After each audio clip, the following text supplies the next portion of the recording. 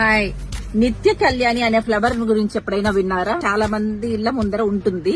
దాని పేరు అవి తెలిసి ఉండకపోవచ్చు. దాంట్లో చాలా అడ్వాంటేజెస్ ఉన్నాయి. ఈ రోజు తెలుసుకుందాం. మా ఇంటి ముందర కూడా ఉన్నాయి.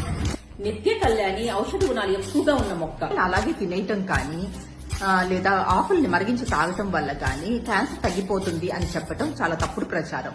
వీటిని అలా తీసుకున్న దాని వల్ల కిడ్నీ డ్యామేజ్, లివర్ డ్యామేజ్ లేదంటే నర్వ్ టాక్సిటీ కూడా కారణం అవుతుంది. క్యాన్సర్ సెల్స్ చాలా ఫాస్ట్ గా డివైడ్ అవుతాయి. వీటికి మైక్రోట్యూబ్యూల్స్ అవసరం.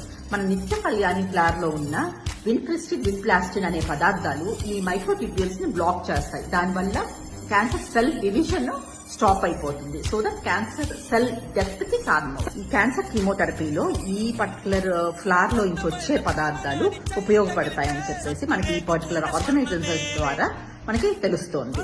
గూగుల్లో సెర్చ్ చేసినా కూడా మీకు ఆ లింక్స్ ఇవ్వబడి ఉన్నాయి. ఈ బ్లడ్ క్యాన్సర్స్, లుకీమియాలు, లింఫోమాలు, breast cancer, even lung cancer, childhood cancers, ఈ పర్టికులర్ క్యాన్సర్ మెడికేషన్స్ లో ఇవి ఉపయోగపడతాయి. ఇలాంటి ఇన్ఫర్మేటివ్ వీడియోస్ కోసం మా అకౌంట్ ఫాలో చేయండి. Doctor G Kondareddy super speciality dental hospital.